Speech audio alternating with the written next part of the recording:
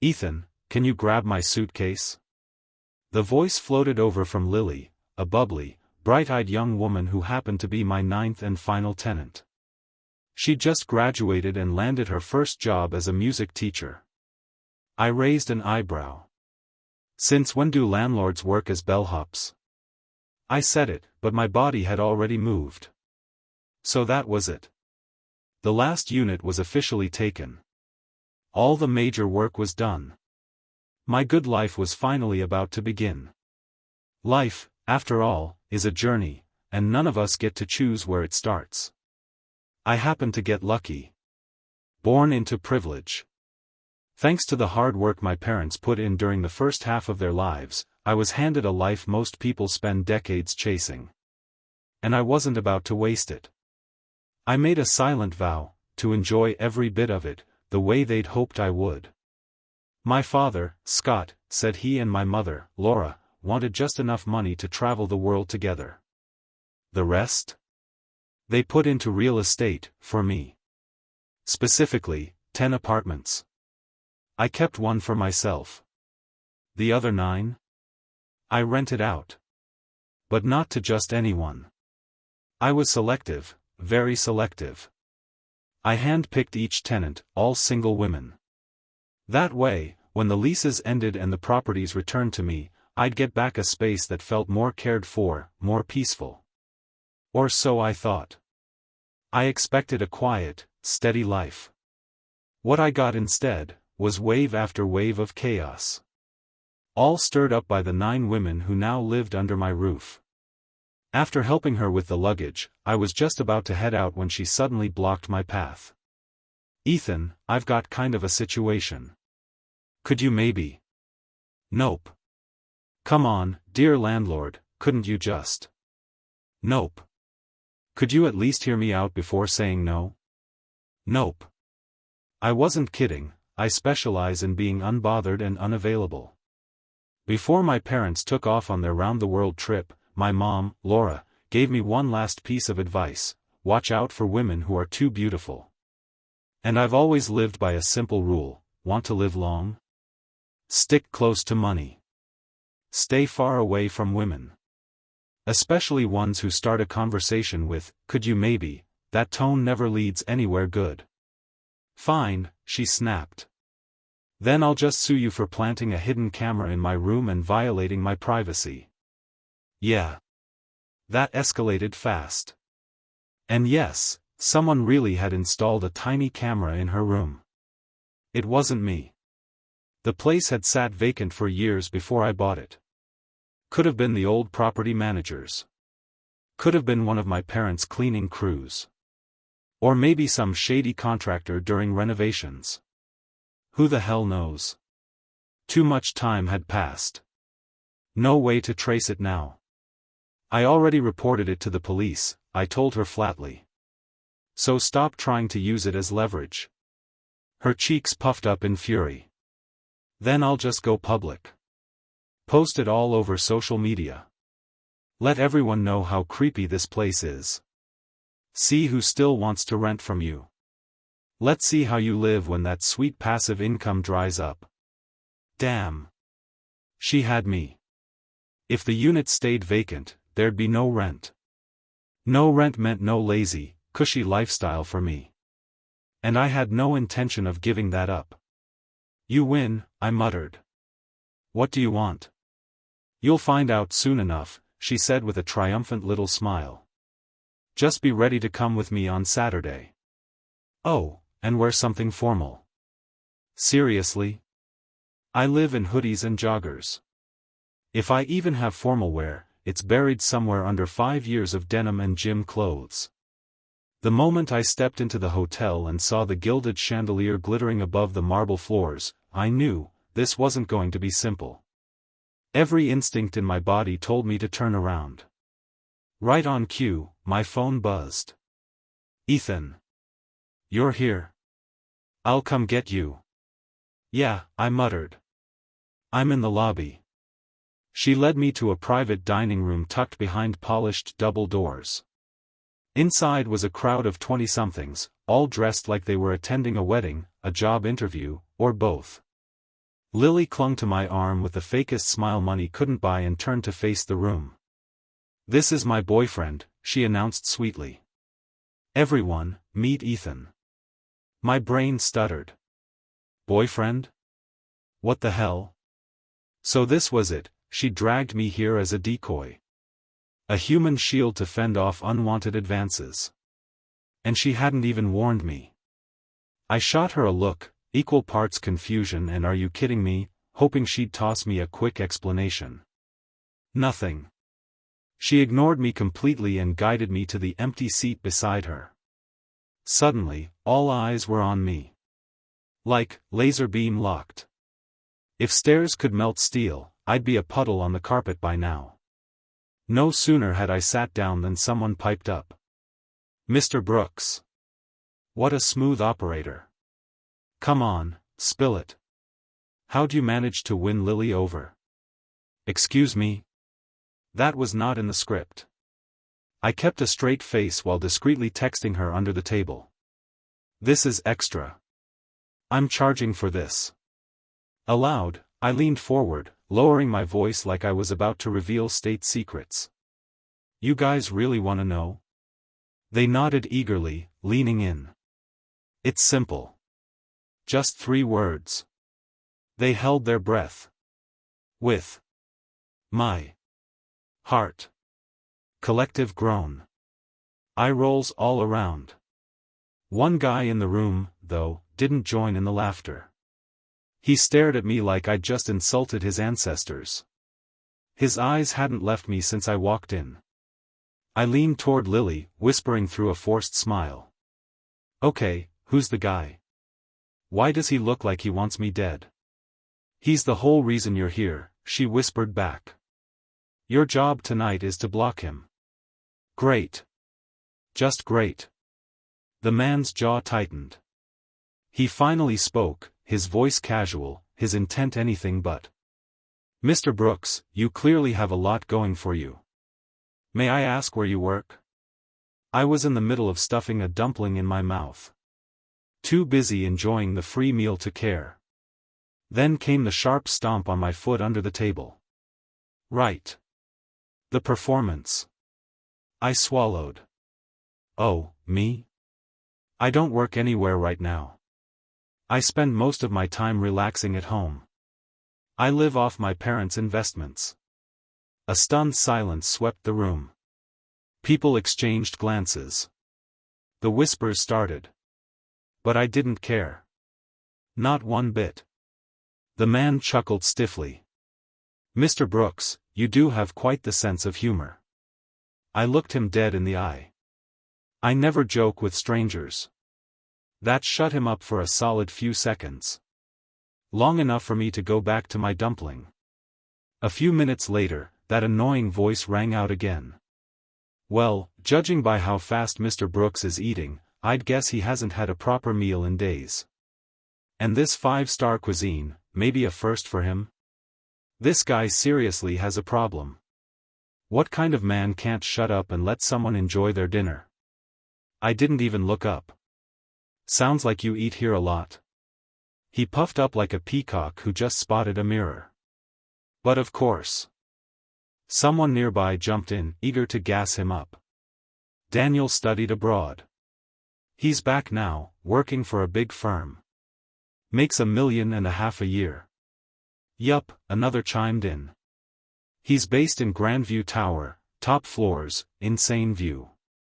Overlooks the whole city." Daniel casually swirled his wine, saying nothing, but his smug little smile said it all. He was soaking in the praise like it was his birthright. I took a sip of my water and tilted my head. "So I take it Mr. Daniel won't be splitting the check with the rest of us tonight?"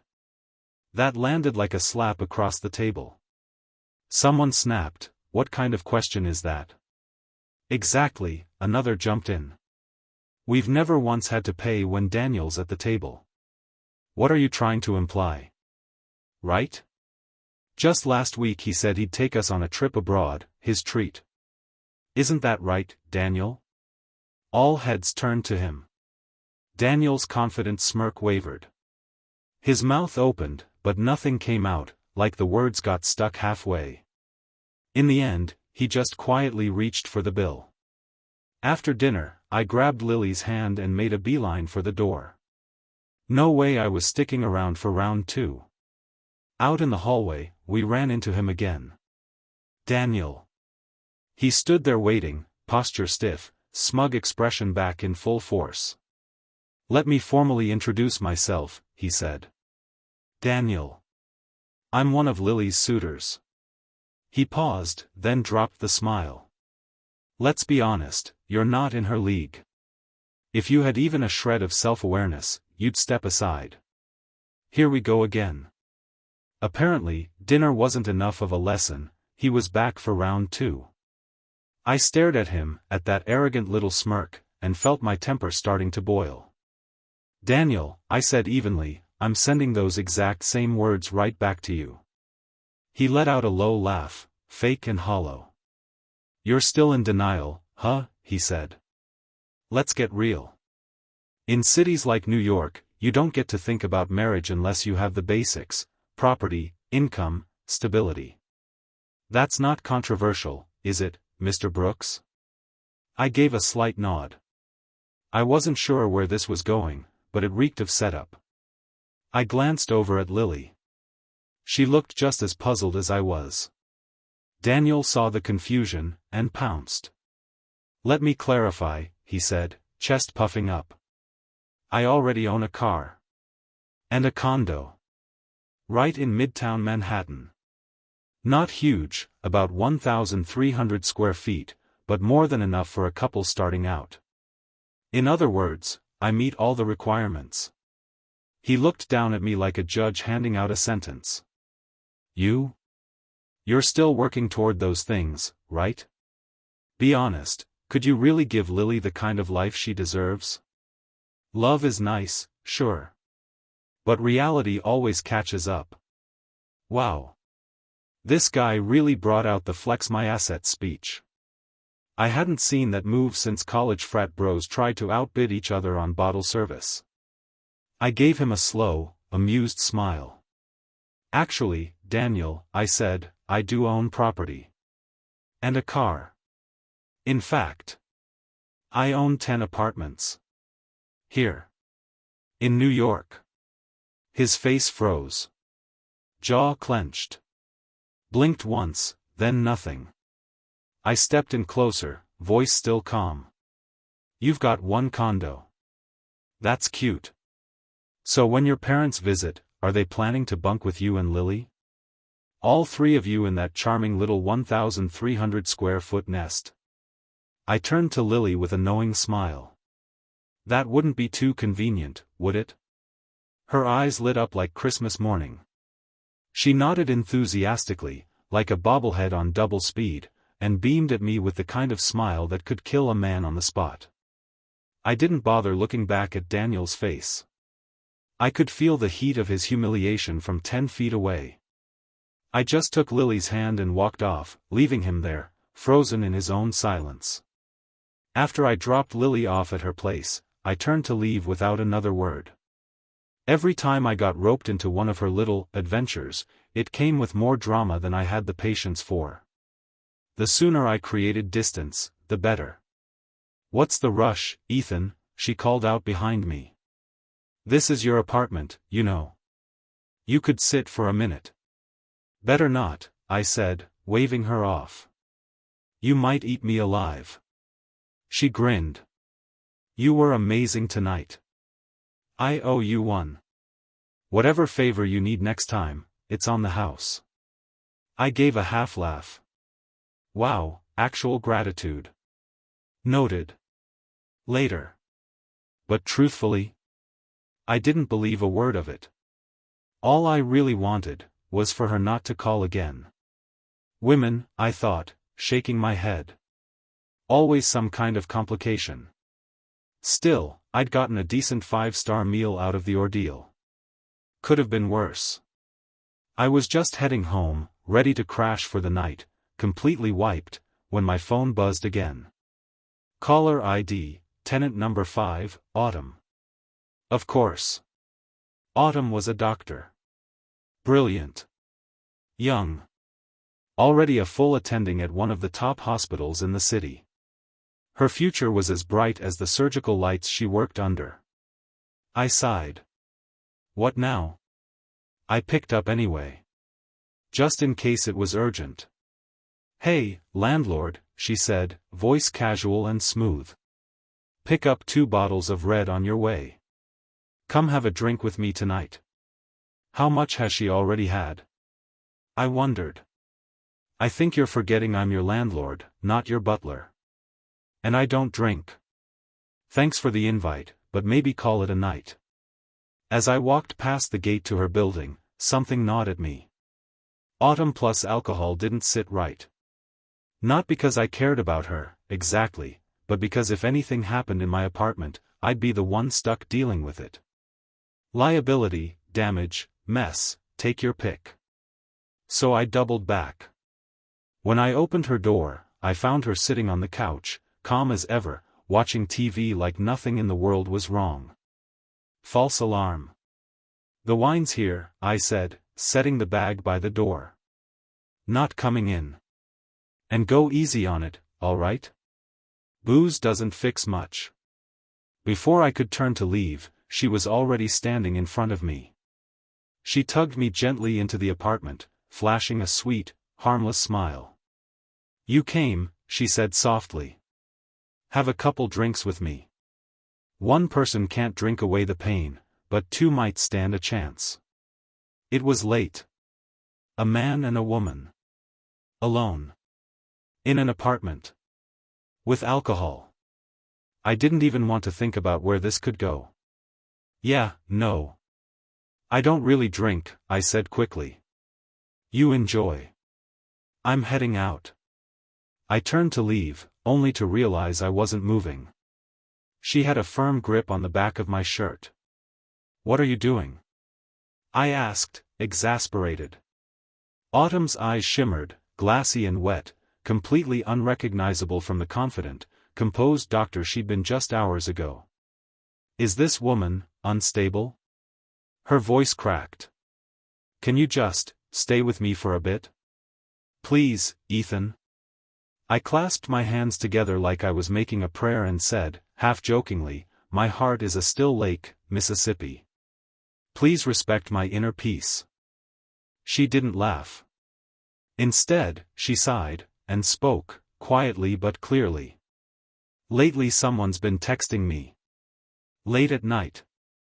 Saying creepy stuff, like how he likes me. How I looked in today's dress. It's like he's watching me. My posture straightened. The air in the room changed.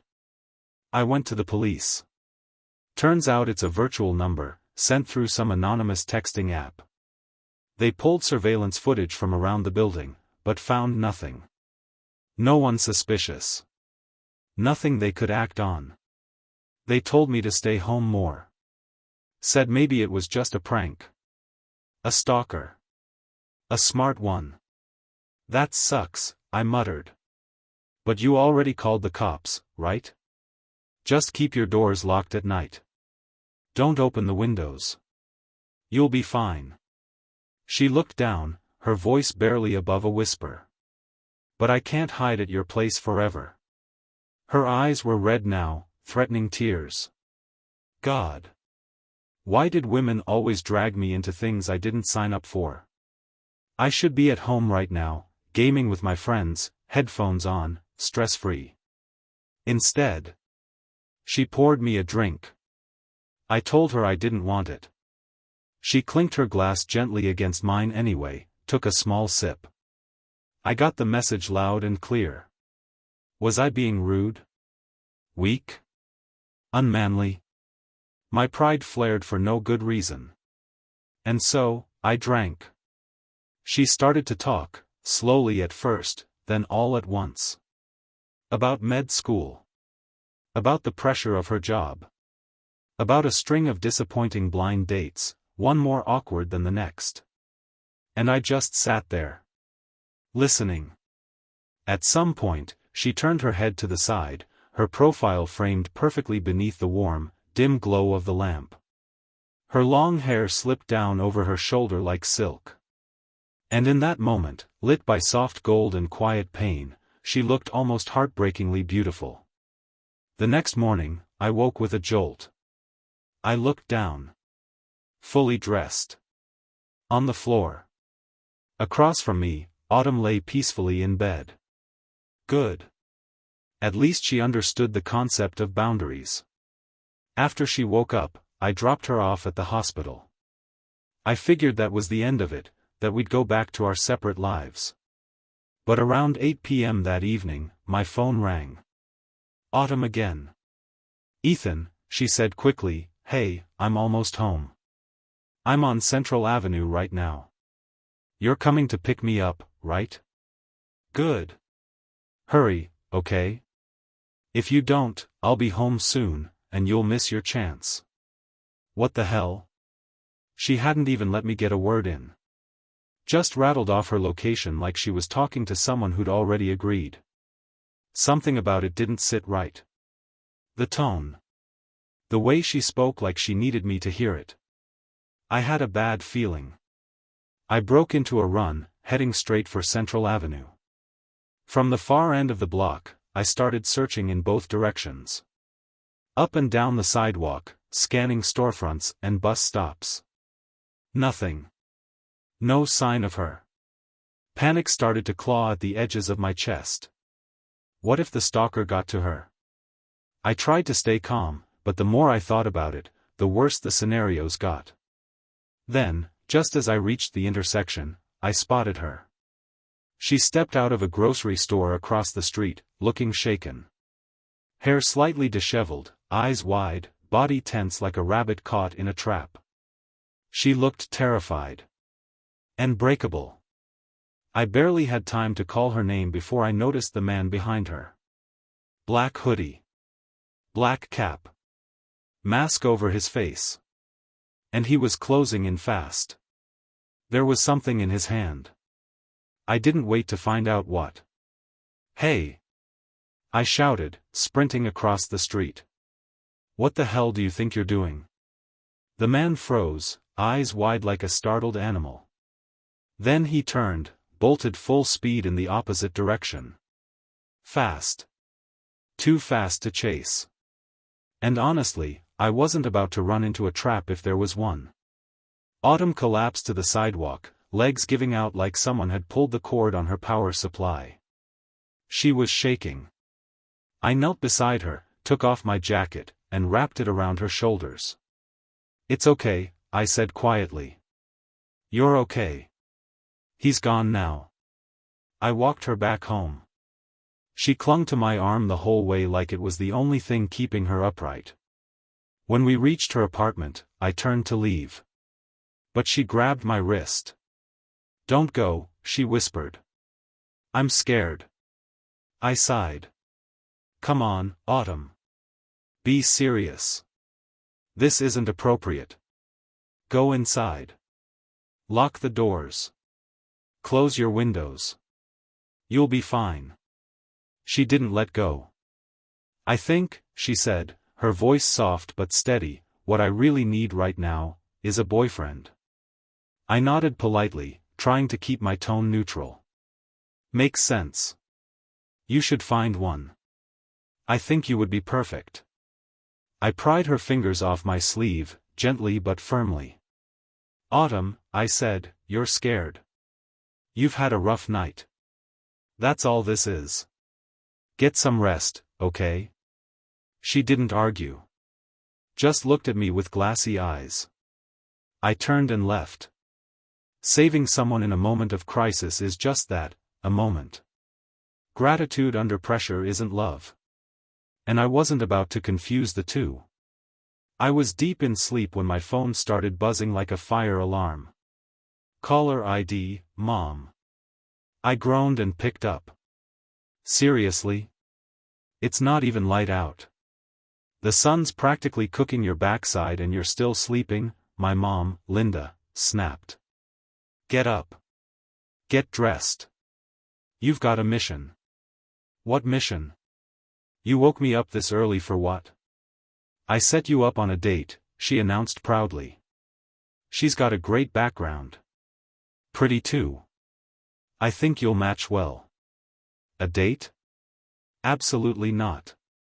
Cancel it. Tell her I'm sick. Or dead. Either works.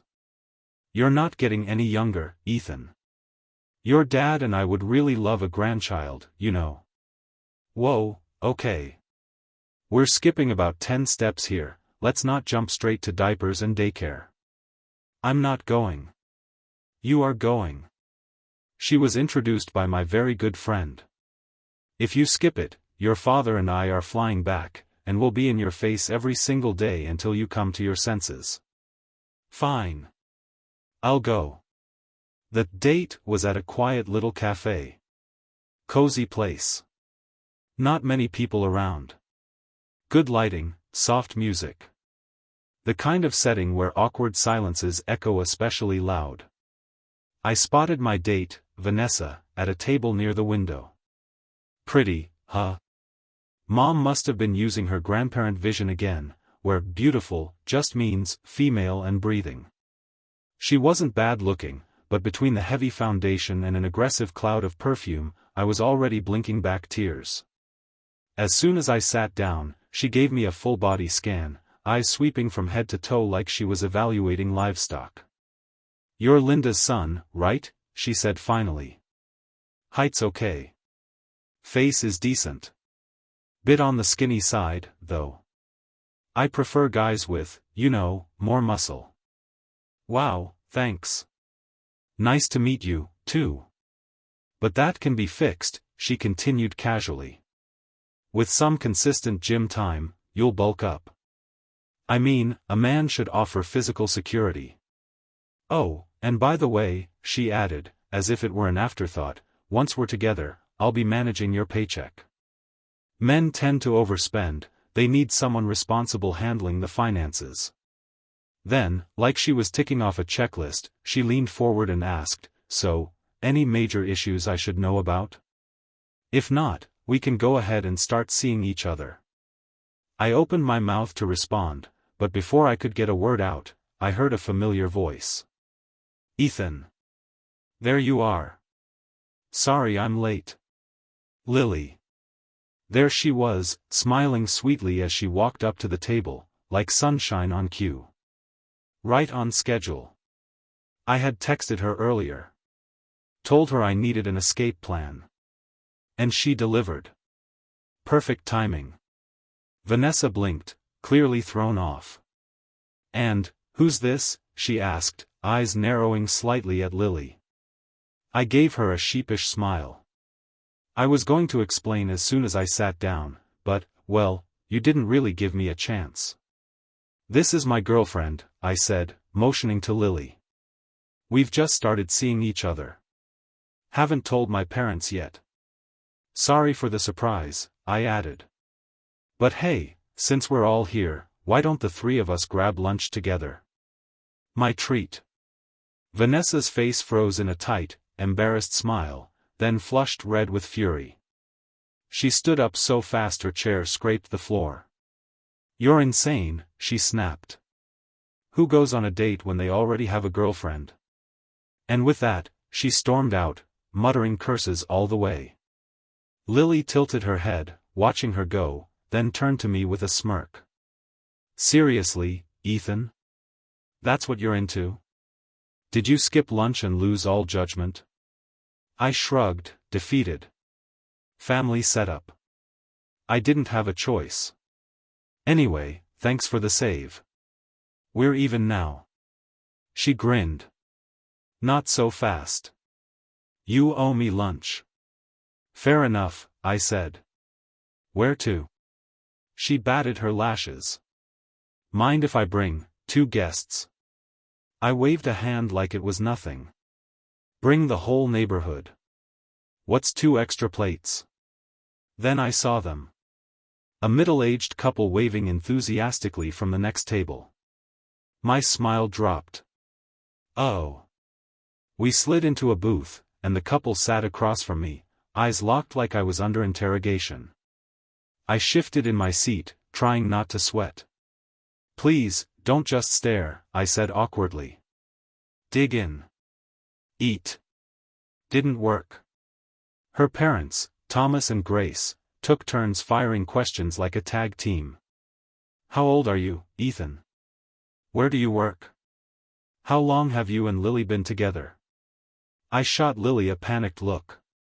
On the walk over, she'd casually mentioned that her parents had come down from Boston. Turns out they were pressuring her to settle down. So she panicked, told them she was already in a relationship with me. And I, genius that I am, had just pulled her into a fake girlfriend act to get out of my own setup. 2 lies. 1 perfect overlap. And her parents bought it. Thomas, her dad, frowned. So, if you're her boyfriend, why were you out at lunch with another woman today? You two-timing her already? I held up my hands like I was under arrest. No. No, sir. It's not what it looks like. It's complicated. Maybe Lily should explain. I turned to her like a drowning man reaching for a lifeboat. But Lily? Lily was cool as ever, calmly spearing a cherry tomato with her fork. Then she looked up and said, sweet as can be, oh, that? I've been chasing Ethan for a while. He hadn't agreed to date me yet. The lunch thing? His family pushed him into it. But he finally came around. He realized I'm the one he truly likes. I choked. What? I stared at her, completely stunned. She didn't even blink. Her parents turned their gazes to me again. I had no choice. I nodded like a man on trial with no defense left. Why yeah. Exactly. That's the truth. I just realized today why no one else felt right. My heart was always with Lily. There was a pause, then a collective smile. The tension around the table melted. Conversation flowed. Lunch resumed.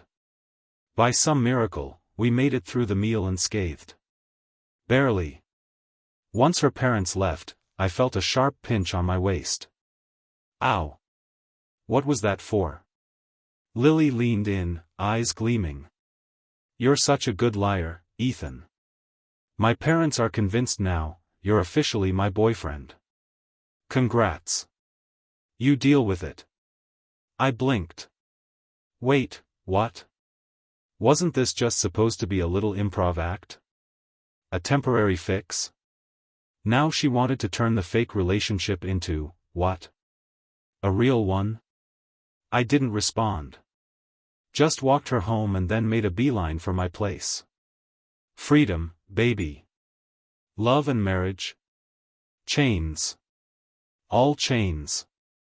I sprawled out on the couch, phone in hand, halfway into a scroll-induced coma, when it rang. Hello, is this the landlord for Riverside Apartments? I glanced at the caller ID. Yep. Recognized that number. It was Clara, tenant number 7. Also, fun fact, a real estate agent. The irony was almost too good. Clara? I said. She paused. Wait, how do you know my name? I'm your landlord. Ethan? That kicked off a surprisingly long conversation. She went on about how shocked she was that I was so young and already owned 10 properties in the city. Kept calling me successful, like I'd built it all myself. Truth was, my greatest success was being born to the right parents. But I didn't say that out loud. After that call, Clara started texting more often. Casual stuff at first. Then she began asking me to lunch. Repeatedly. I heard through the grapevine that the real estate market had been pretty rough lately. Last thing I wanted was for her to spend money she didn't have just to treat me.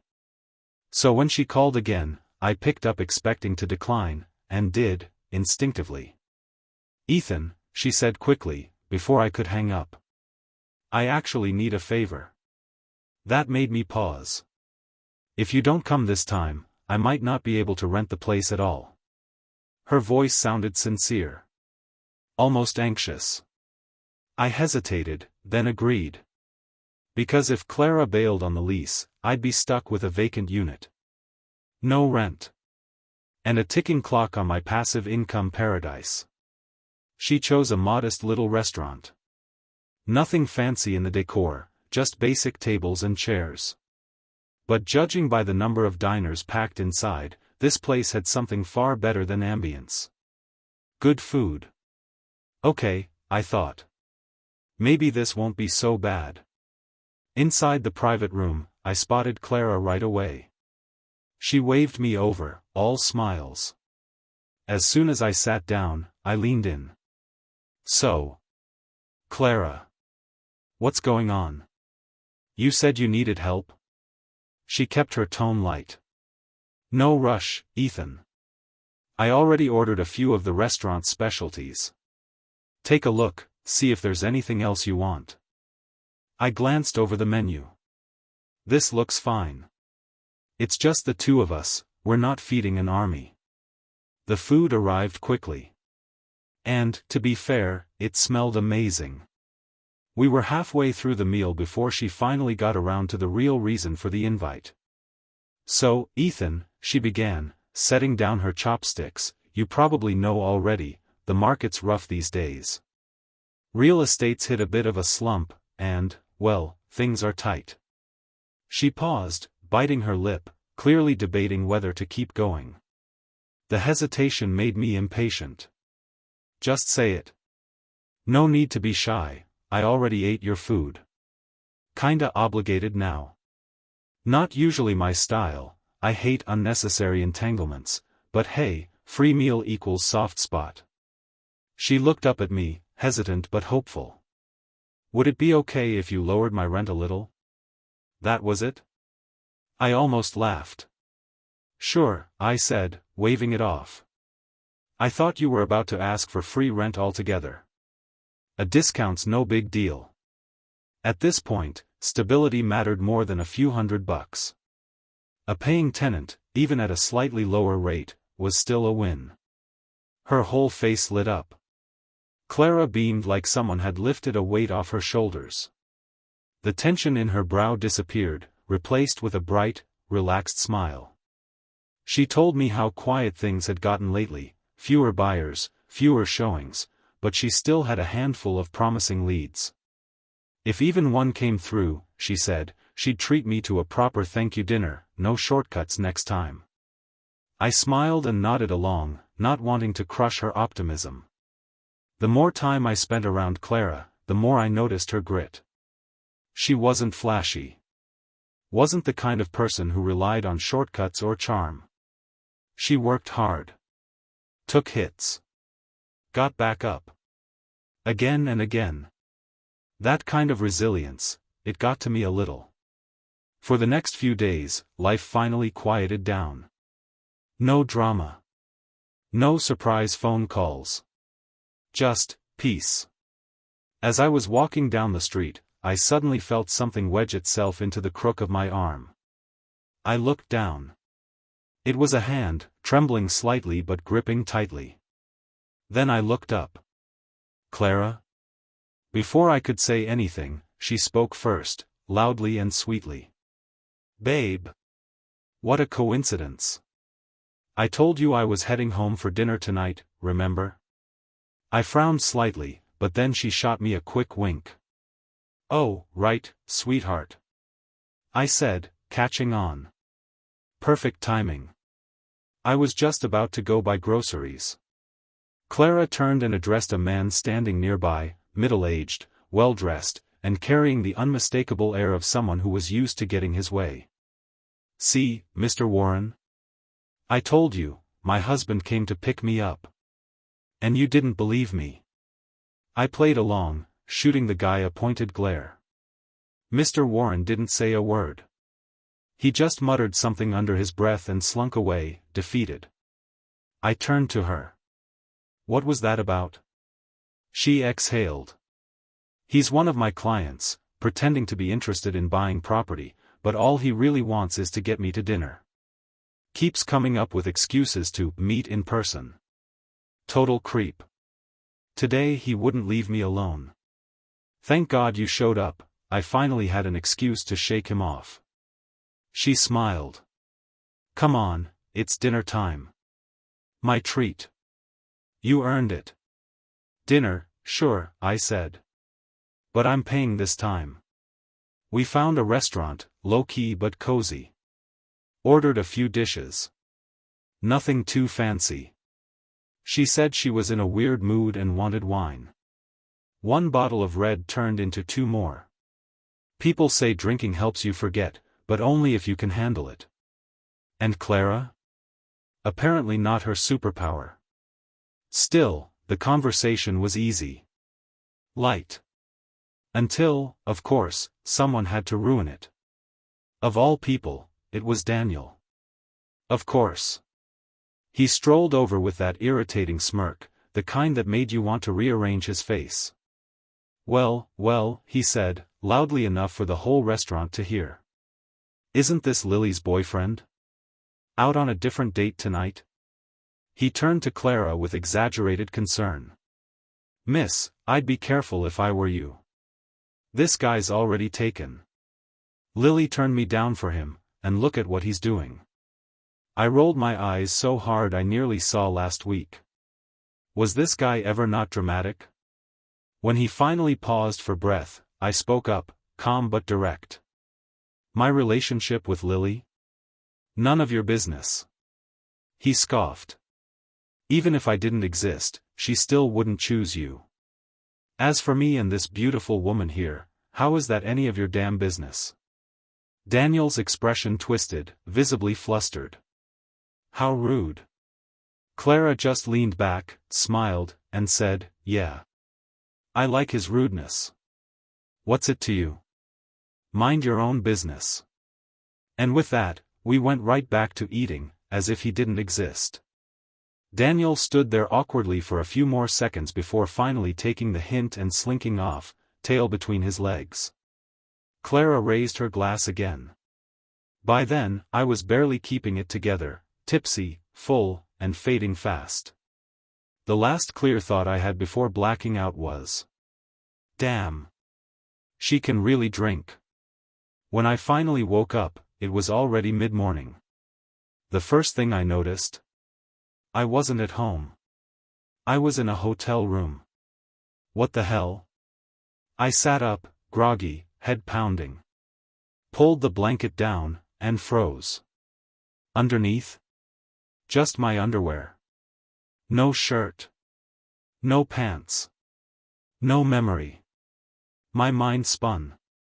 Did something happen last night with Clara? I'd been drunk. Way too drunk. And now I was in a strange bed, practically naked. Before I could spiral any further, a voice startled me. You're up.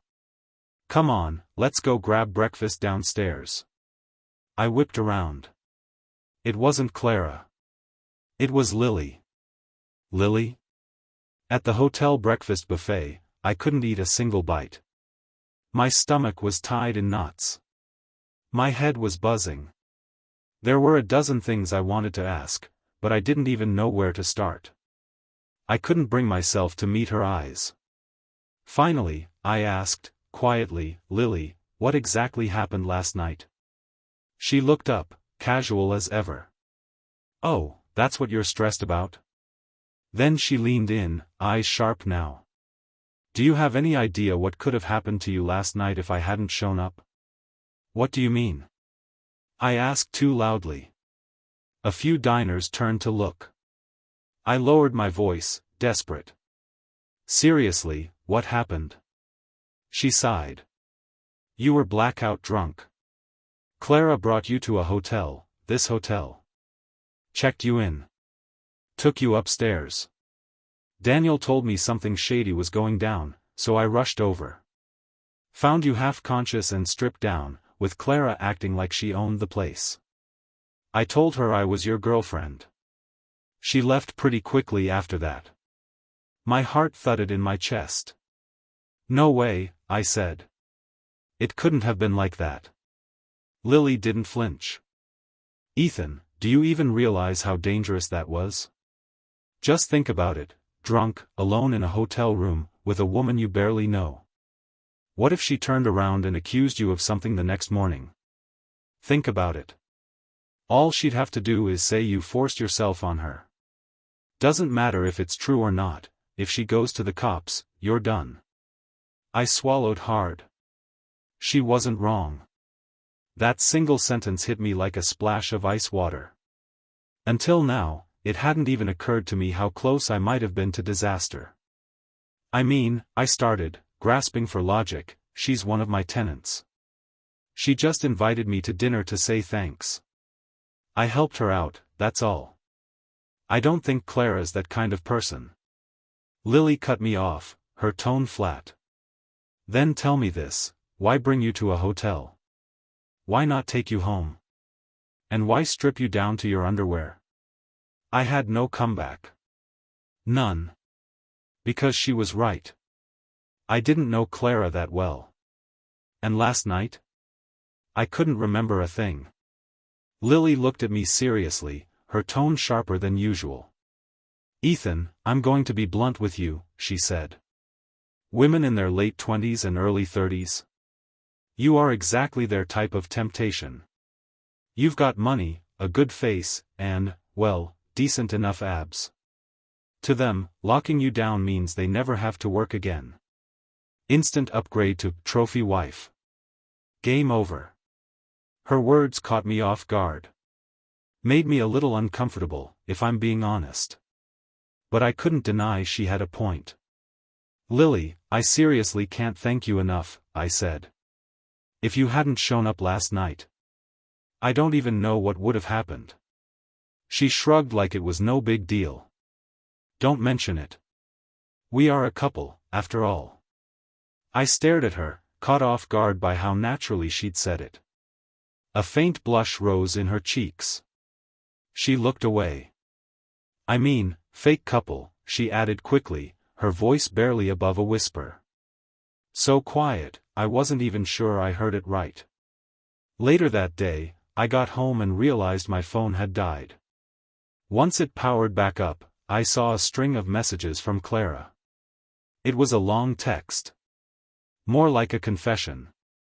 She apologized, deeply. Said she was glad Lily had shown up when she did, or things might have spiraled into something neither of us could come back from. She admitted she liked me. That my circumstances, my lifestyle, it made her feel desperate to hold on to me. And so, she'd hoped that if she made something happen, I'd feel obligated to stay. She confessed she'd been under a lot of stress lately. The real estate market had tanked, and she was tired of fighting the current alone. She wanted someone local. Someone stable. Someone who could make her life easier. I understood that part. I really did. But the way she went about it? That, I couldn't condone. So I wrote her back.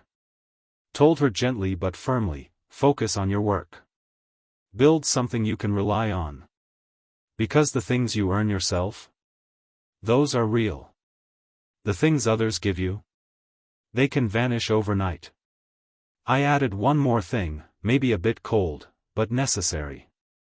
Let's pretend none of this ever happened.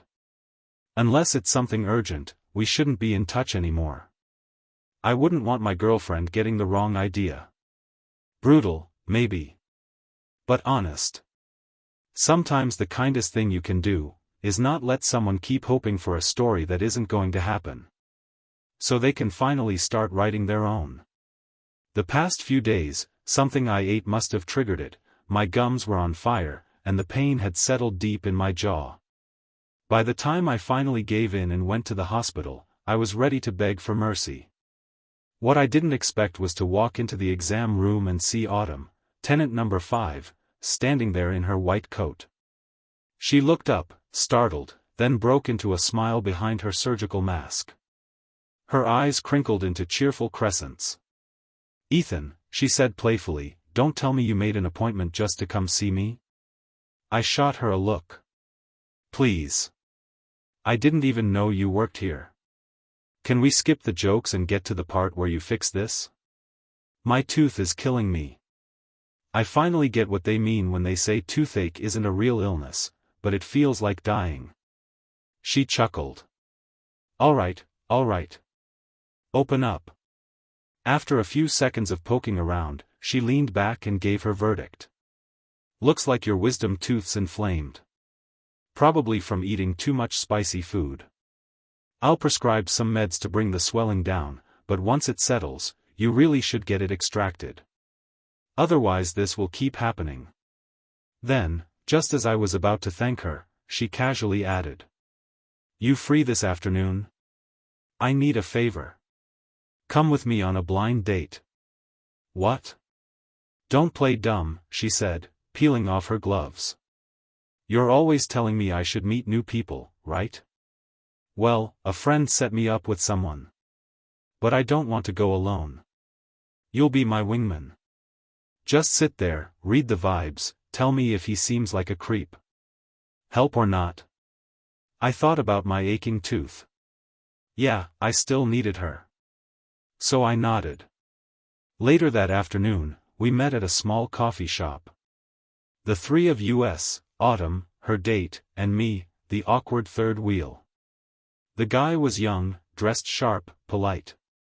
Looked a little nervous, like someone on his first real interview. Not great at small talk. Kind of stiff. But, honestly, that kind of earnest energy isn't the worst thing when it comes to long-term relationships. They did most of the talking. I chimed in now and then, mostly to break tension or steer the conversation when it stalled. Internally, I promised myself I'd never agree to a blind date. The vibe? Way too weird. Like sitting in a job interview where you're not the applicant, but you still feel judged. At one point, I excused myself to the bathroom. On the way back, I caught sight of the guy standing up to leave. As he turned, something slipped from his jacket pocket and hit the floor. A black face mask. I picked it up, turned to call out, but the barista told me he'd already left. The next day, Autumn messaged me. She said the guy had seemed decent, straightforward, down to earth. She was having dinner with him that evening to see if things might go somewhere. I replied, telling her she didn't need my permission. If she felt good about it, that's what mattered. She thanked me again for coming with her.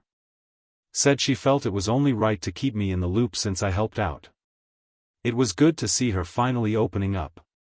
If things kept going this way, she might not be single for much longer. I must have dozed off again, because when I woke up, the sky outside had already turned black. I rolled out of bed, scooped up the laundry basket, and started sorting clothes to throw into the machine. Something black slipped from the pile and dropped to the floor. A mask. I bent down, picking it up. A black face mask, folded in half. Wait, isn't this the one that guy dropped at the coffee shop? Autumn's blind date? I flipped it over. One side was plain black, just like I remembered. But the other side? There was a white X stitched onto it. My chest tightened. Where have I seen that before? Then it hit me, like lightning splitting through my brain.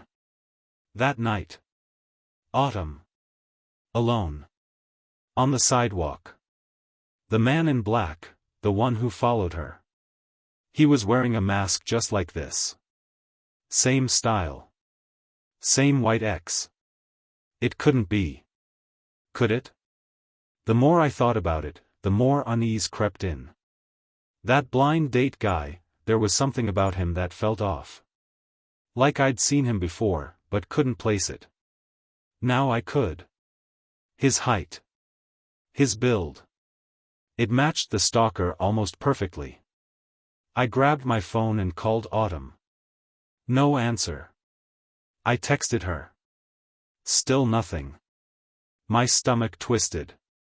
Please, let me be overthinking this. I dug through my contacts. Thank God she'd once mentioned her sister, even given me her number when we were at the coffee shop. I called her. Her sister picked up almost immediately, said Autumn had texted her earlier, letting her know she'd be at dinner at a certain restaurant. Smart girl. She'd at least thought to tell someone where she was going. I rushed out the door and headed to the restaurant. When I got there, I pulled aside a server. Couple? Young woman, tall guy in a blazer? Yeah, the server nodded. They left about 40 minutes ago. Damn it. Now what? I stood outside the restaurant, unsure what to do next, until my phone buzzed. Autumn. Her voice came through casual, cheerful. Hey.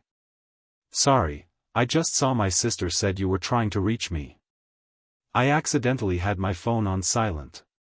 Everything okay? I exhaled, almost lightheaded with relief.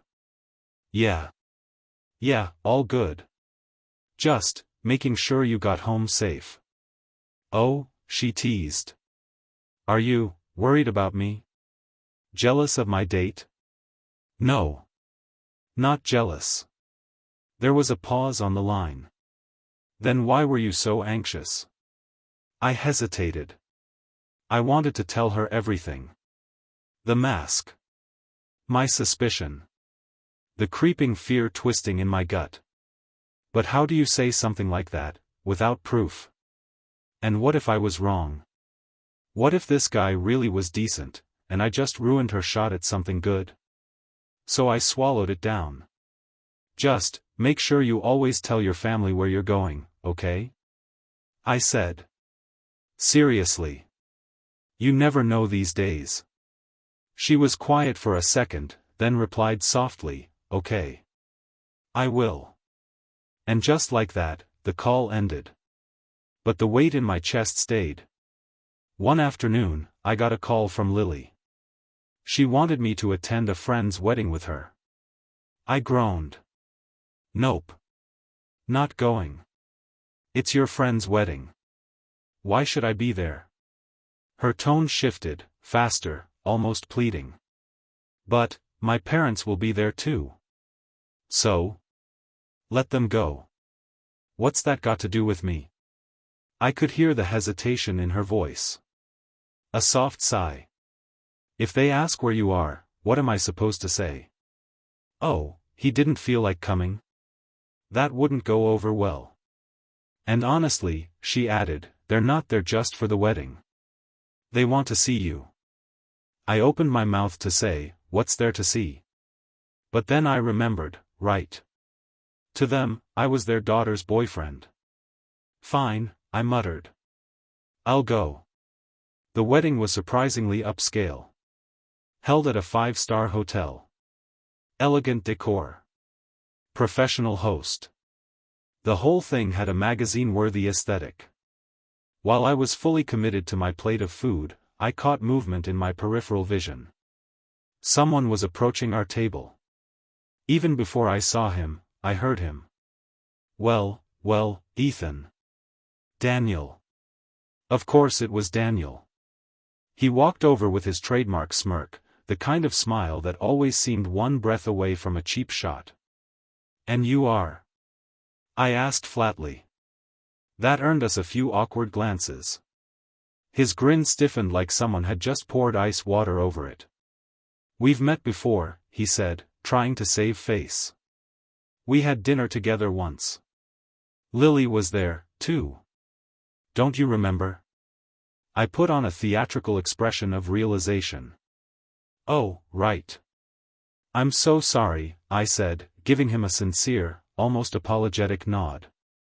Lily knows this about me, I'm terrible at remembering people who aren't all that important. She always has to remind me. Truly, my bad.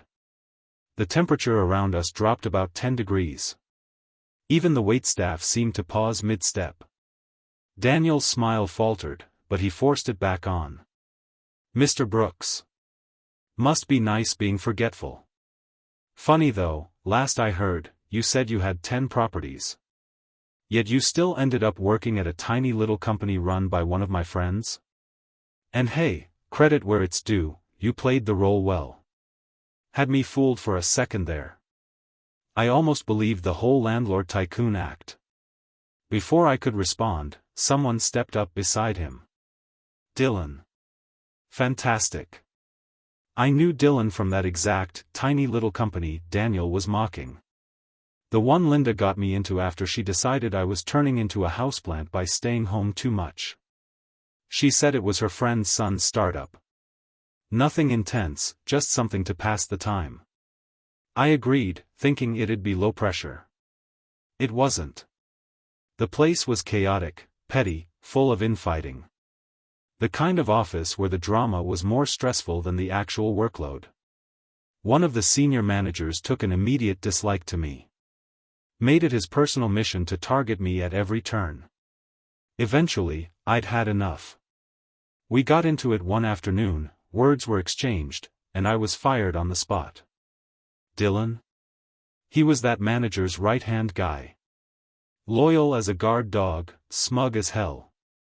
And now, here he was, grinning, waiting for his turn in the ring. Of course. Because life's just that kind of hilarious. Dylan walked over, smug and simmering. Well, Ethan. Crashing weddings for the free buffet now? He let out a theatrical sigh. Hey, sorry again about what happened at the company. The layoffs weren't personal. I was just a department lead, nothing I could do. I gave him a slow, amused smile. Oh, right. You. I remember you well. Especially those team dinners. You always piled your plate like it was the Last Supper, took down 5 whole dishes even if you had to clutch antacids the next day. I glanced at the empty plates on his table and added casually, speaking of which, did your table run out of food? You trying to move in on ours? His face went red. A vein twitched in his temple. His voice shook. You. But I didn't give him the satisfaction. I kept going, voice light but loaded. By the way, didn't you brag during drinks with Daniel last time that you own 10 apartments in the city? You do realize how much those cost, right? If you had even half that, I wouldn't be standing here talking to you, I'd be asking you for investment advice. Pretty bold to go around lying to strangers. Impressive, really. Just then, I noticed Lily's parents exchange a quick glance. They turned to Lily, concern creeping into their expressions. Sweetheart, her mom, Marion, said gently, didn't you tell us Ethan owns quite a few properties in the city? That he lives off rental income? Now we're hearing something different. I could tell what was going through their minds. Totally fair, honestly. Any parent would be wary. They didn't want to see their daughter fall for sweet talk, only to discover the guy was full of it. I opened my mouth to explain. And that's when Daniel made his move. Oh, you must be Lily's mother, he said, strutting up with the subtlety of a bullhorn. Wow. You look amazing, like someone's older sister, not a mom. I almost choked on my water. Lily's mom, always poised, gave him a tight-lipped smile and a polite, thank you, before turning her attention elsewhere. Didn't even dignify it with eye contact. Respect. Dylan turned toward Lily with mock sincerity in his voice. Lily, seriously, don't let Ethan fool you. The guy's just some low-level nobody. He gave a smug glance around the table. Come on, 10 apartments? If he really owned that many, would he have been working at our tiny company? Who's buying this crap? They both laughed, trying to pull the attention of nearby guests into their little performance. And then, from the next table over, a voice rang out. I believe him. The laughter stopped cold. Dylan's grin froze, then twisted into confusion as he choked on nothing, coughing a few times to recover. He turned. Who are you? And why do you believe him? The woman stepped forward with an easy confidence. Elegant. Direct. Because he's my landlord. It was Sophia, tenant number 6. Before the silence could settle, another voice joined in. I believe him too. He's my landlord as well. Autumn. She walked over with a casual smile, her words soft but unshakably clear. Then Lily stepped forward, crossing her arms. "Count me in. He's my landlord, too." I held up a hand, trying not to smirk.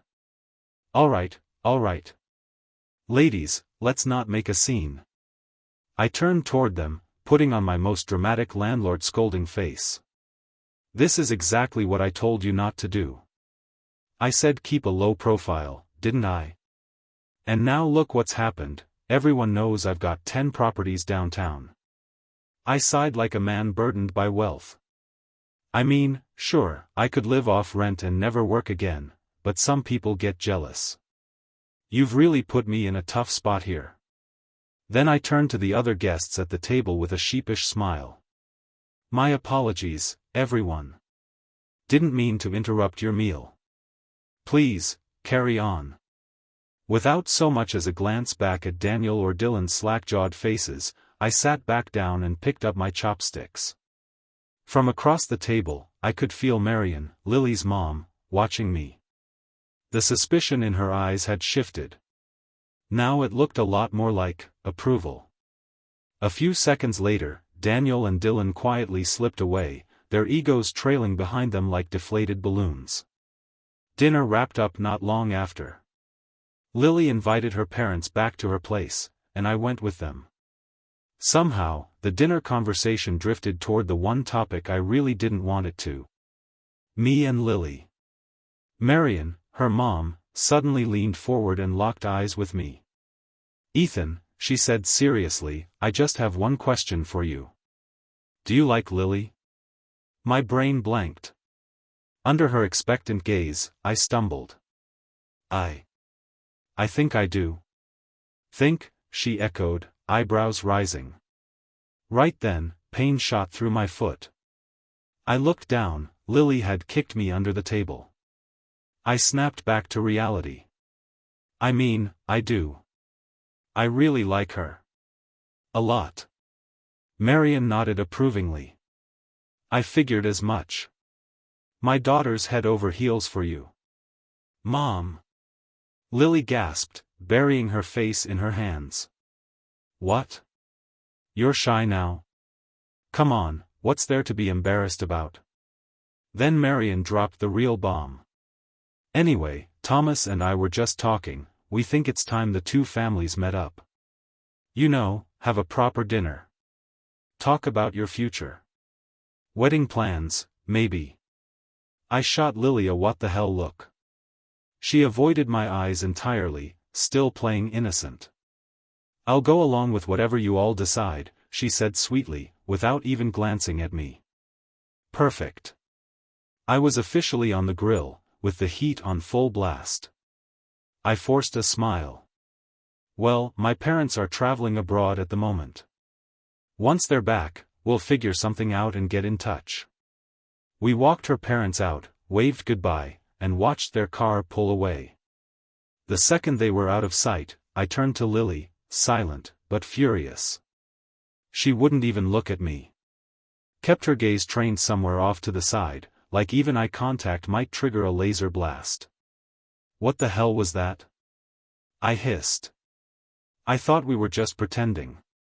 A little show. Now you're getting me fake engaged?" Lily shrugged, already walking away. What was I supposed to do? My mom said it so seriously. Was I gonna argue with her in front of you? And me? What am I supposed to do now? She tossed a smile over her shoulder.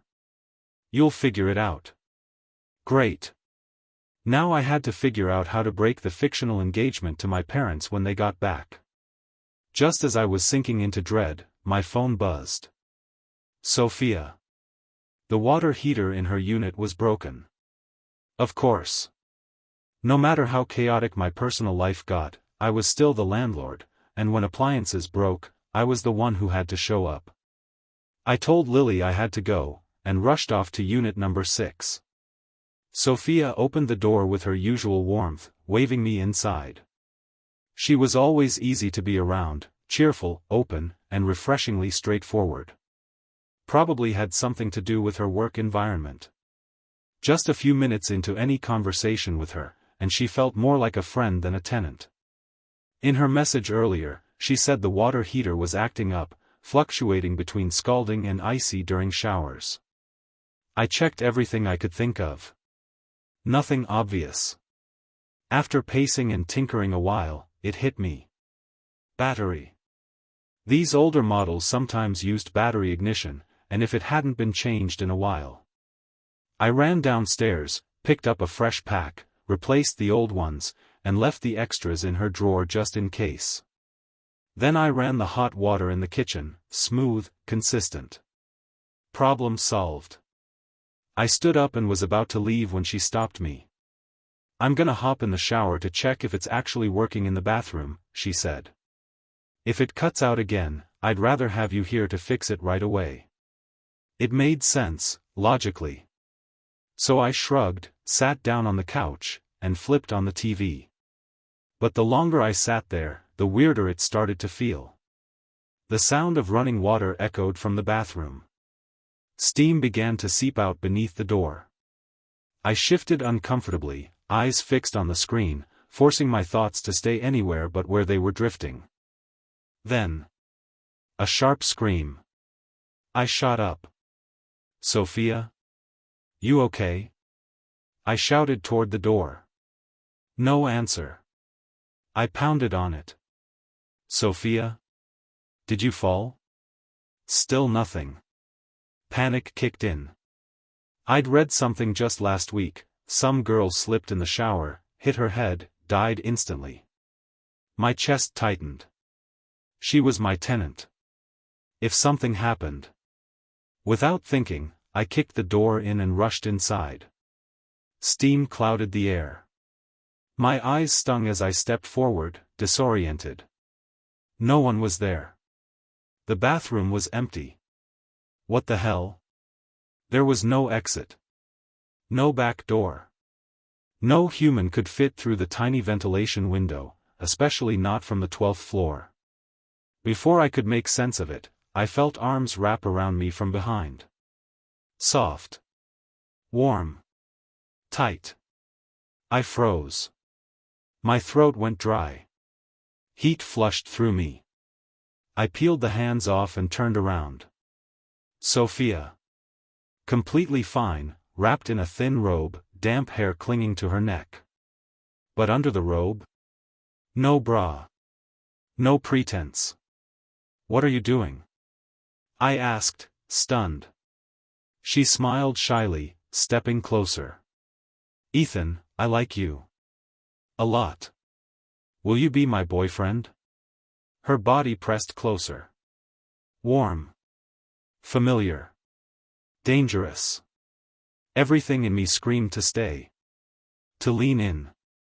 But somewhere, deep in the back of my mind, sanity clawed its way to the surface. I pulled free from her arms and bolted out of the bathroom like it was on fire. I stepped out of the bathroom and inhaled the hallway air like it was oxygen after drowning.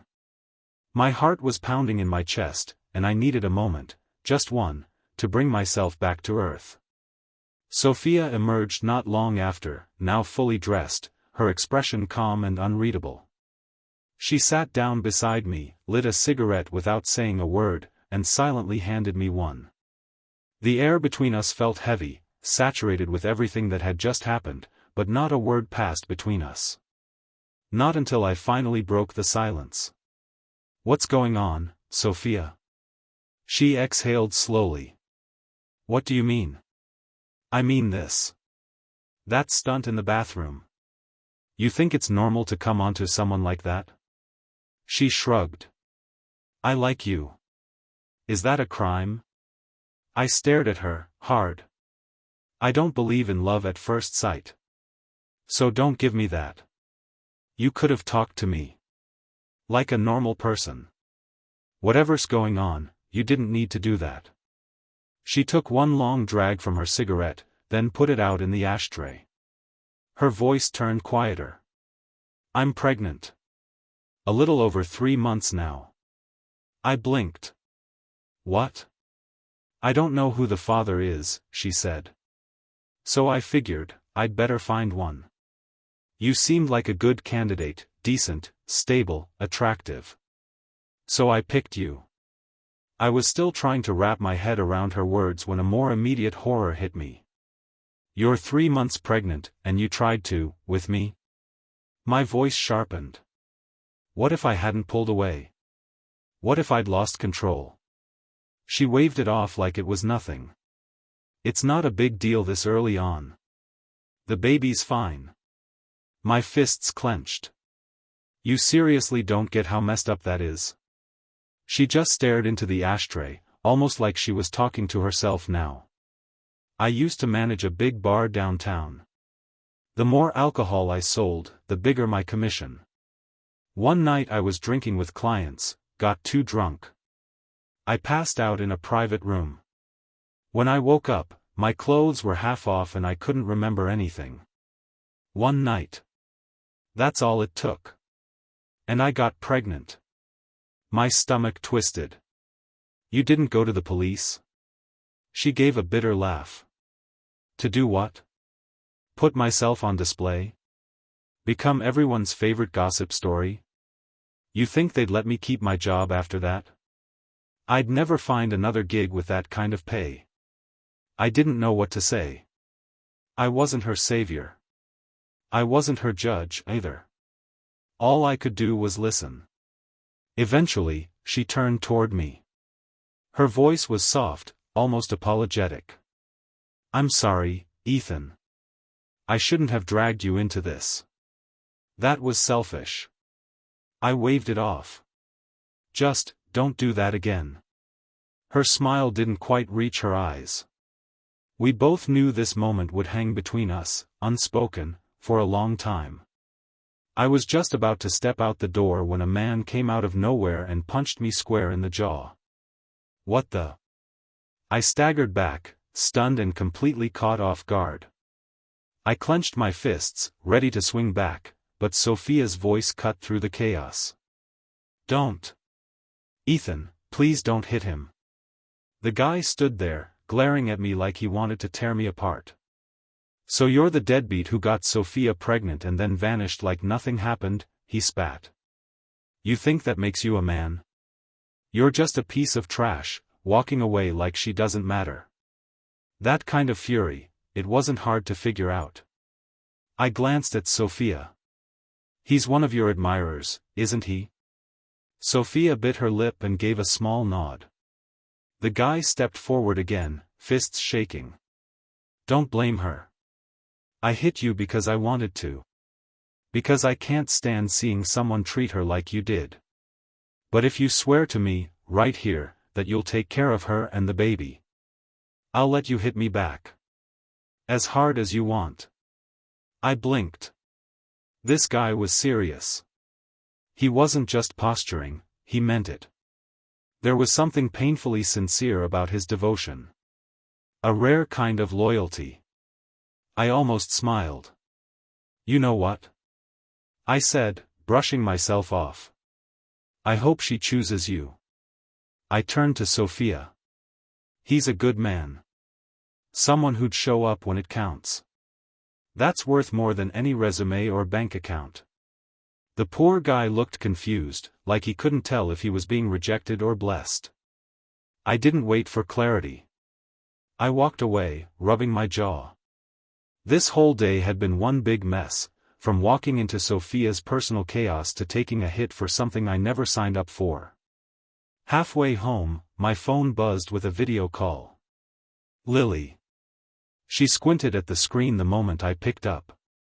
Where are you? Heading back. She narrowed her eyes. What's that on your face? Looks like someone clocked you. Damn, she was sharp. No, just slipped and hit the pavement. It's nothing. Back home, I collapsed onto the couch, grateful to finally be alone. Until I heard a knock at the door. Who the hell would come by this late? I called out, who is it? You don't recognize my voice?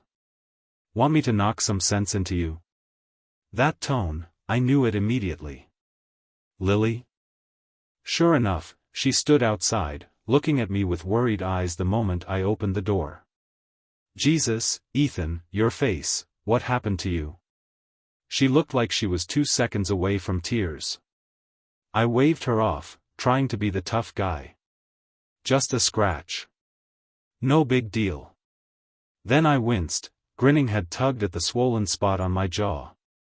She didn't buy my act. Gently, she pulled me inside and sat me down on the couch. Then she pulled out a little medical kit she'd brought with her. Of course she came prepared. She dabbed at the bruise with antiseptic and started cleaning me up in silence. That's when I realized, she hadn't come by to scold me or to demand answers. She came because she cared. And sometimes, that's all a man really needs. Watching her tend to my wound with such care, so gentle, so focused, it did something to me.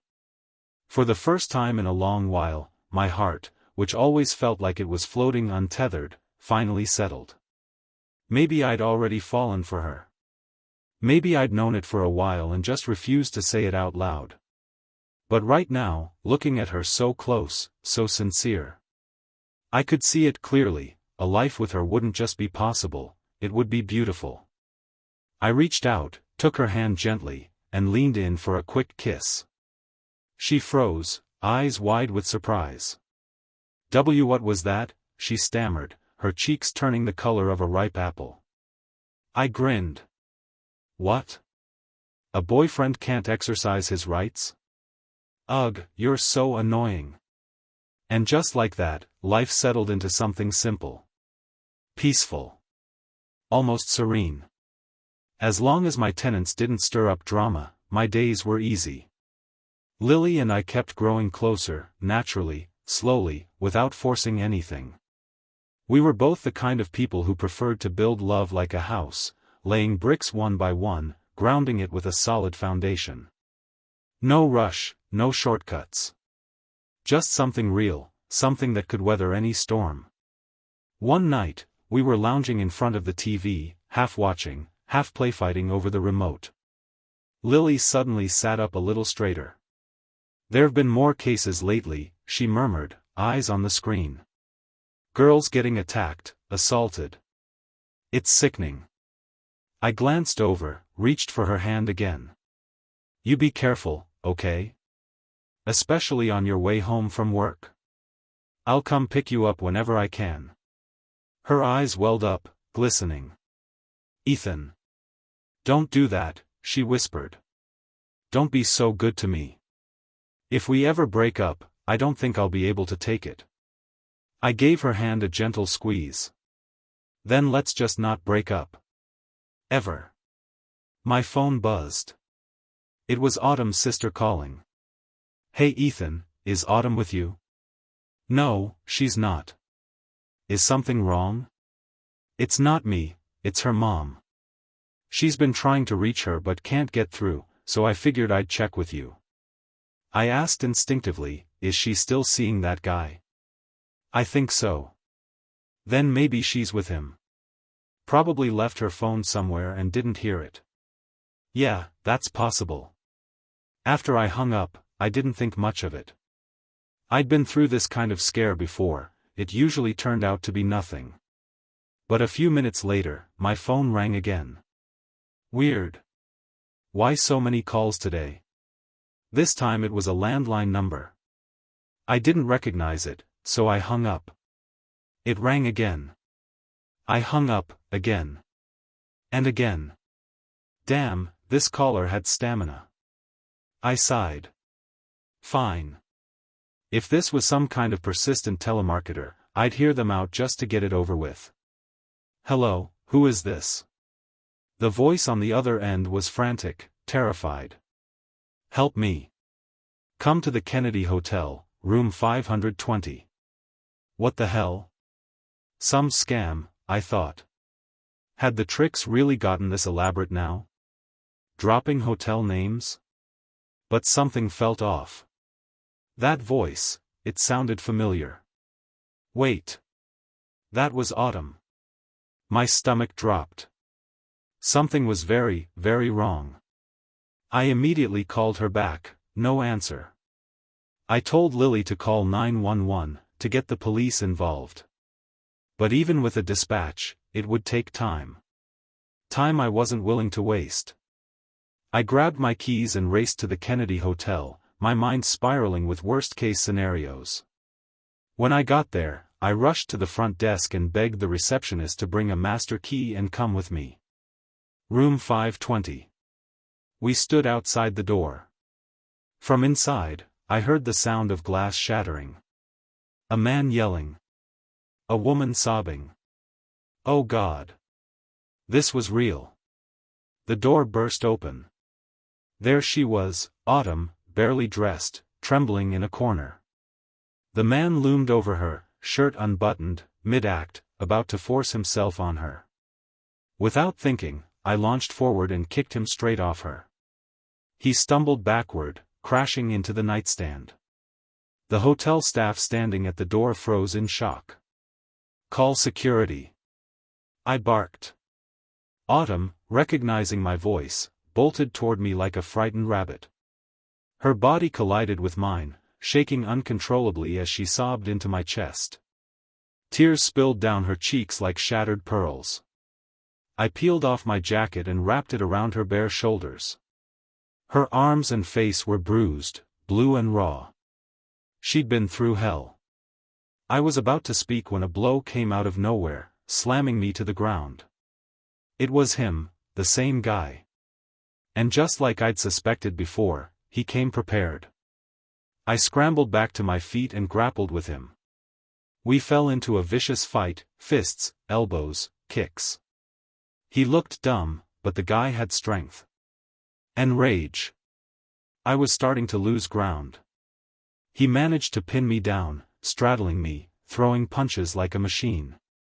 One after another, his fists cracked against my ribs and jaw. And then, he pulled out a knife. My heart dropped. I was spent. Couldn't move. The blade hovered inches from my chest. Is this it? Am I really about to die, here, like this? Just as the knife was about to plunge down, Autumn tackled him from the side, knocking him off me. He scrambled up, furious, ready to lunge again. But the police burst into the room, shouting commands, guns drawn. He was on the ground within seconds, handcuffed and howling. Autumn collapsed back into my arms, sobbing, clinging to me like I was the only solid thing left in her world. She was saying something, I couldn't even make out the words. I held her tighter. Then, a cold voice rang from the doorway. Ahem. Miss Hayes, if you've finished recovering, would you mind letting go of my boyfriend? Lily. She was standing there, arms crossed, eyes shooting daggers. Autumn blinked up at me, confused. You have a girlfriend? I gave her a crooked grin. Yeah, it's been a while now. Couldn't let you beat me to the finish line, could I?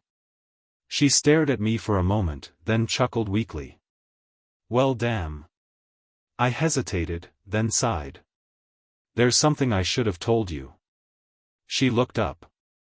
I suspected he might have been the one following you that night. But I didn't have proof.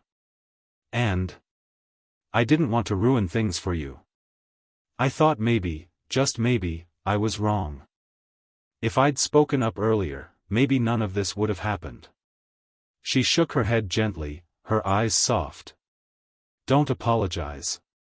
All I know is, you saved me. Again. That's all that matters. By the time her sister arrived, the ambulance was already on the way.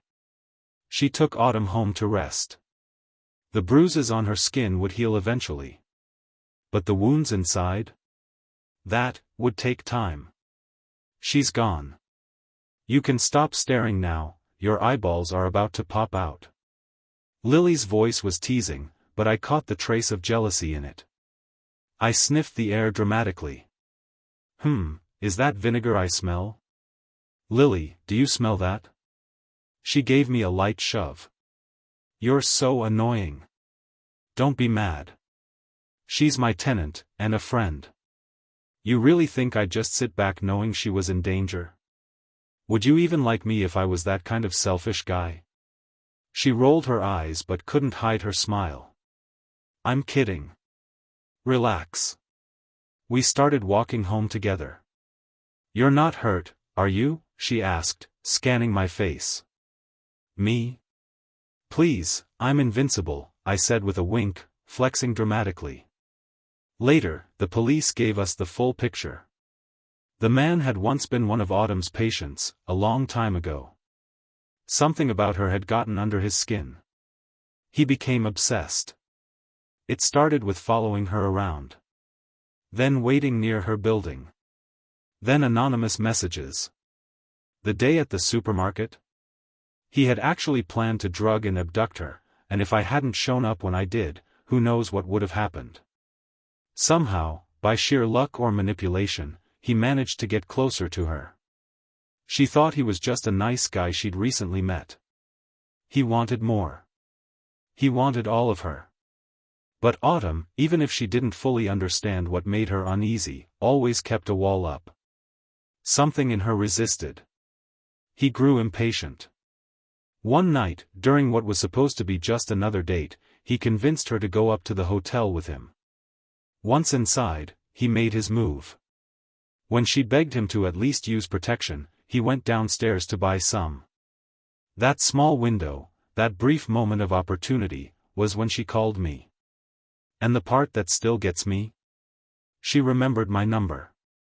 With everything going on in her life, in the middle of a crisis, she still remembered my number by heart.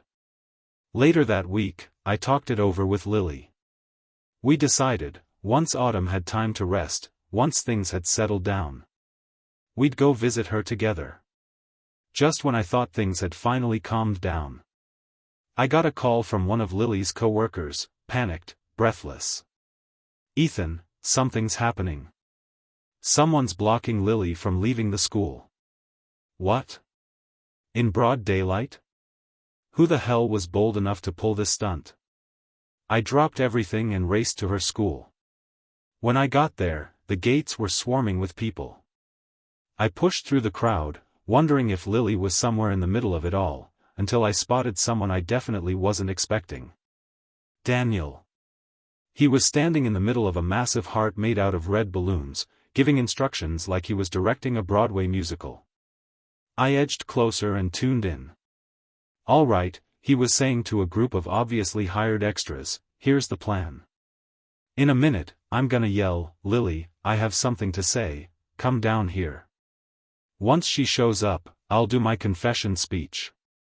When I finish, that's your cue. He pointed at the group theatrically. You all start yelling, say yes. Say yes. Got it? Whoever cheers the loudest gets a $100 bonus. Any questions? An elderly woman raised her hand. What if the girl doesn't come down? Silence. The kind of silence that turns oxygen to cement. Daniel froze. Then shook it off with an exaggerated wave of confidence. No way. Absolutely not. She'll come. I know she will. I've got that much charm, okay? The old woman persisted. I mean, there's always a chance she won't. Shouldn't we have a backup plan? I nearly applauded her. That level of realism? Bravo. But Daniel wasn't having it. Whose grandma is this? Someone get her out of here. If you can't play along, leave. So this was it, the emergency Lily's coworker warned me about? A cringe public proposal. Interesting. I'd never seen one in real life. Might as well take notes, in case I ever decided to propose to Lily myself someday. I crossed my arms and joined the audience. Daniel, ever the showman, straightened his blazer, checked his reflection in a nearby window, then grabbed his megaphone. Lily, he shouted, it's me, Daniel. I have something important to say. Please come downstairs. 5 seconds. 10 seconds. Nothing. The crowd shuffled awkwardly. A few people checked their watches. A guy in the back muttered, guess she's not coming. And just as the air was about to leak out of the whole pathetic balloon arrangement, she appeared. There she was, standing at the top of the stairs like a scene from a movie. White blouse. Fitted skirt. Heels. Hair catching the sunlight just right. Damn. She was radiant. I blinked. So she really came down? Now I was very curious to see how this would play out. Lily marched right up to Daniel, arms crossed, clearly not in the mood. Daniel, she snapped, whatever it is you want to say it and leave. You're causing a scene in a public space. Security's going to be here any second. Daniel beamed like he'd just won the lottery. Lily, you came down. I knew you would. There's something I've kept in my heart for a long time. Something I need to tell you. He took a deep breath, all melodramatic. I remember the first time I saw you, it was a sunny afternoon. Stop. Stop. If you start reading from a script, I'm leaving, Lily interrupted, exasperated. The crowd around us chuckled. A few people outright laughed. Daniel panicked. Okay, boil it down to one sentence, then. He took a deep breath, looked her dead in the eye, and declared. Lily, I like you. Will you be my girlfriend? Her face dropped. Then her brows knit into a storm. Daniel, are you out of your mind? You know I have a boyfriend. Why are you doing this? What's the point? He puffed up, trying to sound noble. I'm not stopping you from loving someone else. So you can't stop me from loving you either. Lily rolled her eyes so hard they almost made a full rotation. Well, here's something you can stop doing, stop harassing me. I don't like you. I will never be your girlfriend. Go home and stop interrupting my work. She turned to leave. Daniel grabbed her wrist. That was it. Game over. I shoved through the crowd like Moses parting the Red Sea, lunged forward, and kicked him square in the chest. He stumbled back, crashing into his sea of balloon props. Daniel, I said, calmly but firmly, I let you finish your little monologue. But now that my girlfriend has clearly rejected you, putting your hands on her. That's where you crossed the line. Lily looked at me, stunned, then lit up with joy. Babe, when did you get here? Oh, I've been here from the start. Caught the whole show. And you didn't stop him earlier? I was curious, I shrugged. Wanted to see what he'd say. Turns out, not much. Daniel got up, looking like he wanted to argue. At that moment, the tool hammer I'd tucked into the back of my waistband fell to the ground with a loud metallic clang. Daniel froze, eyes locked on the hammer. He didn't say a word. Just turned around and bolted out of there like a cartoon character with his tail between his legs. Weak. Absolutely no style. Lily turned back to me, smiling coyly. So, husband, when are you setting up that family meeting with both our parents? Crap. I hadn't told Linda yet. Soon, I said quickly. Working on it. A couple weeks later, Lily and I went to visit Autumn. She was healing well, physically, at least. That was enough to put our minds at ease, for now. No one wants to go through something like that, but sometimes, life doesn't ask for your permission. All you can do is learn from it, take the pain, take the fear, and file it under never again. You can't control the waves, but you can damn well learn to swim. Anyway, fast forward half a month, my parents were due back soon. I'd been turning something over in my head for a while now. Some things just can't be said over the phone. This was one of those things. I'd have to tell them face to face. That evening, Lily and I had just gotten home when we ran into Grace, our tenant in apartment number 3, on the stairs. You're back just in time, she said, handing us a red envelope with gold foil lettering. I wanted to give you this. It was an invitation, elegant, a little flashy. Grace Whitman and Daniel Foster, wedding invitation. Lily and I locked eyes. No way. The wedding was tomorrow. We didn't say anything, but there was only one way to confirm what we were thinking. The next day, we arrived at the Summer Palace Hotel, 5 stars, of course. The place was buzzing with chatter and camera flashes. The ceremony had already started, and the MC was in full swing. I didn't know Grace well. We'd exchanged a few polite words as landlord and tenant, but nothing more. She probably invited me just to be courteous. Lily and I scanned the crowd like a pair of undercover detectives. We had one mission: find out if this Daniel Foster was our Daniel. So far, no sign of the groom. Then the MC boomed into the mic. And now, please welcome our dazzling groom to the stage. I already knew. Sure enough, Daniel strutted out like he owned the place, same slick back hair, same smug grin. Lily leaned over, voice dripping with sarcasm. Babe, didn't this guy try to date me 2 weeks ago? I sighed. I know. I'm just as confused as you are. She crossed her arms. Should we warn Grace? Like, this man is human red flags. I quickly covered her mouth. Sure. You want to get us drowned in champagne and side eyes? Half the guests here are probably their family. But it's the truth. I lowered my voice. Maybe to us he's a walking disaster, but who's to say Grace sees the same thing? Fair point. The ceremony droned on. Sweet music. Sappy vows. Air-conditioned drama. Lily and we were practically nodding off. Just as the bride and groom finished whispering sweet nothings to each other, the ceremony was finally winding down. And then, bam, a figure stormed onto the stage. He grabbed Daniel by the arm, visibly agitated, shouting something the mic didn't quite catch. But I knew that silhouette. I stepped closer. Yup.